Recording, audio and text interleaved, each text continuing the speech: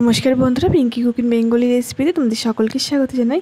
আজকের রেসিপিটা যেমন সহজ তেমনই কিন্তু অল্প সময়ের মধ্যেই বন্ধুরা হয়ে যায়। সবার প্রথমে কড়াতে আমি সাদা তেল দিয়ে দিচ্ছি, তেলটা গরম করে নেব। তেলটা গরম হয়ে গেছে, এবার এই তেলের মধ্যে আমি বড়ি দিয়ে দিচ্ছি। বড়িটাকে লাল লাল করে ভেজে নেব। বন্ধুরা, বড়িটা কিন্তু নেড়েই যেতে হয়, নাড়া বন্ধ করলে কিন্তু পুড়ে যায়। নেড়ে লাল করে ভেজে নামিয়ে নিয়েছি। সামান্য অল্প জিরে ফোড়ন দিয়ে দিলাম। এবার লম্বা লম্বা করে কেটে রাখা আলুগুলো দিয়ে ভেজে নেব। বন্ধুরা, তোমাদের যদি রেসিপিটি ভালো লাগে অবশ্যই কমেন্টে জানিও। আলুটা কিন্তু হালকা লাল লাল কালার চলে এসেছে।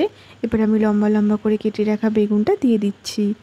আলু আর বেগুন দুটোই একসঙ্গে এবার আমি ভেজে নেব।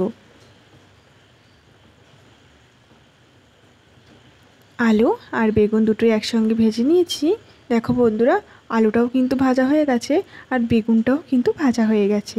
এবার আমি সজনে ডাঁটাটা দিয়ে দিচ্ছি।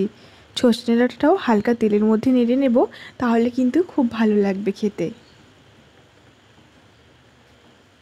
তিনটে জিনিসই ভাজা হয়ে গেছে। এবার আমি একটা ছোট টমেটো দিয়ে দিলাম। আদা বাটা দিয়ে দিচ্ছি। স্বাদ অনুযায়ী নুন দিয়ে দেব।